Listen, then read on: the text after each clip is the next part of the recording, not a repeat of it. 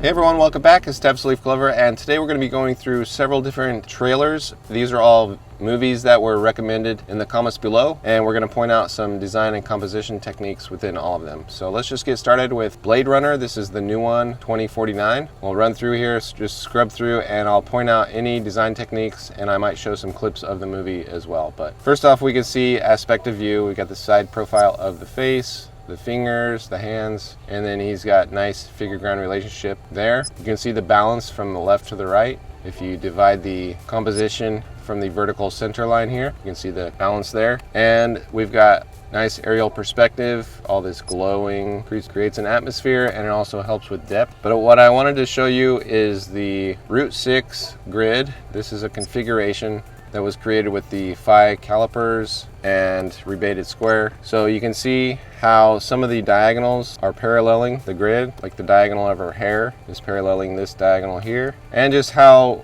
they balanced the composition. We've also got her arm paralleling that same diagonal, and then you can see the balance with the vertical center line here and how they're placing the subjects right here and here. So that's like a teeter-totter, and the vertical center line acts as a fulcrum to help you create nice balance from left to right. So you've got nice interest here, and the counterpart is on the right. Okay, we'll just keep scrubbing through here. It's another cool shot that I thought would be nice to show you the grid, but let's look at the figure ground relationship. We can clearly see these people down here, and then nice atmosphere. We've got the greatest area of contrast here. They're directing our eyes where they want us to look. Nice symmetry there. Also, if you drop that vertical center line there, you'll see the symmetry. But let me turn that grid back on. You can see how they're aligning this area here. This is paralleling the 45-degree angle of that square. This is locking in up here. So if you're using this ratio for your movies, you can use this Route 6 grid, and this configuration is in the grid package on the website. So let me scrub through here while we got the grid on, and then I'll identify different techniques within them also. But this is a cool shot. A lot of cool shots in this movie. Just so you can see the symmetry in this one. It's a cool shot right here, symmetry in this one. And you know how they say rule of thirds is meant to get the subject out of the center, but there's nothing wrong with the center, and it's a starting point for a nice symmetry. You get that vertical center line, and you can see how they're balancing from left to right. Okay, we've got nice figure ground relationship. He's well lit, and then the background is dark, so he's popping off that background. Same with her, light figure on a dark background. And then we've also got some aspective poses here, spread limbs, showing us the shape of that body in there. Same with this one and this one. So we can easily identify them as bodies rather than perhaps trying to guess what this is. So this one's not an aspective view, not from this angle anyway. So it's a little harder to identify than this one.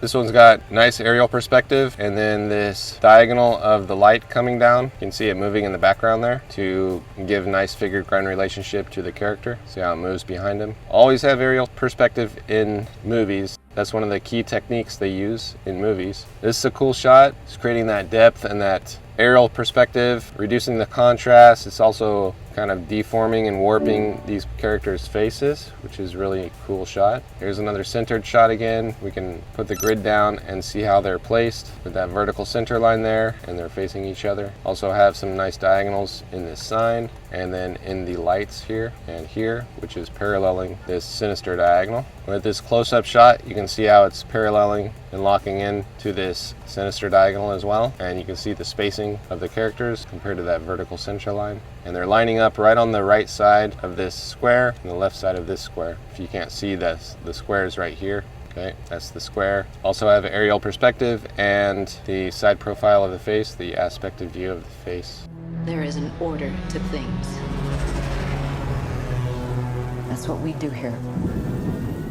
This is a cool shot. It's just a quick clip, centered, aerial perspective, figure ground relationship of these buildings here. You can clearly identify that they're some type of futuristic building. With the grid on there, you can see how some of them are locking in, and you can see how they're aligning this shot to some of the buildings. We've got the horizontal center line here, locking in, and then the man in the middle is locking in. Same with the car right here. So you can use this grid to compose your image, and it helps organize smaller details, even if this is computerized or if you're painting, doing photos, whatever you want. This one is locking in and paralleling. You can see this diagonal here. These are paralleling. The chin paralleling. This is locking in. The faces are on that square. Aerial perspective, you can see the character in the distance right there. And we've got aspective view of the faces. I thought this was a cool shot, the way he comes out of the darkness and then enters into the light. And then we've got nice figure grind relationship. So it goes from light to dark, the way they light his face, light, and then it's dark again. So that's a cool little trick you can do in photography or cinematography or even paintings. I have an article on this where it points out how artists can create that depth by using the light to dark method. So light, dark, light, dark. Then you can see when you line up the grid, he's just to the left of that vertical center line. So they're composing with that nice balance from left to right. Same with this one. You see where his face is. It's to the right of that vertical center line, and he's looking this way. So that's adding more visual weight to this side. That's the gazing direction of the character. Also have nice figure grind relationship, clearly defined on the background. Same with this one. It's just a simple interview shot, but usually you'll see rule of thirds placement, like the head will be here, or when they're talking back and forth, the head will be here. But they're playing with the vertical center line, which is interesting because you don't have to always be stuck with generic old rule of thirds. You can think for yourself and compose things with nice balance, considering this vertical center line and how you can balance from left to right using that center line as a fulcrum. Okay, same with this one. See how they're balancing things.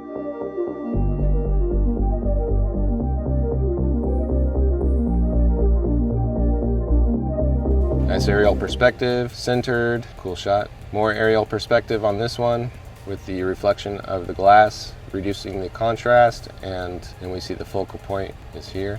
Another cool shot. This is just a cool shot where the explosion happens. Got nice figure grind relationship, dark figure on a light background, and then we can see the aspect of view of them flying back, and then it changes the perspective. We got aerial perspective there. Also aerial perspective here, the fog in the distance, the lighting with the diagonals going the same direction as the sinister and baroque. Aspect of view of his face here, really cool shots. More aerial perspective, and look at the diagonal of the smoke going in the direction of a sinister diagonal here. So the point of these grids is sometimes you can't lock into the grid always, but then you can parallel the grid. Or another point is just to create more diagonals to create visual impact within your art. Otherwise, your image is just, horizontal or vertical, like the rule of thirds, and it can become super boring. So we've got nice visual impact with these diagonals here.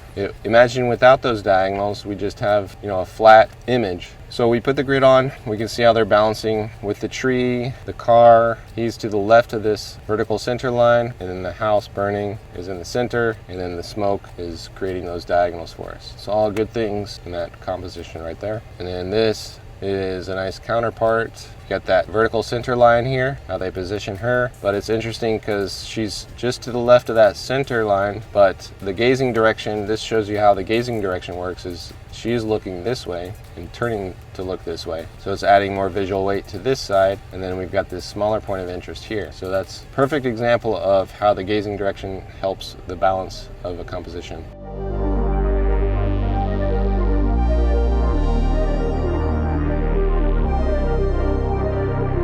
So that's Blade Runner. Now let's check out Godzilla versus King Kong.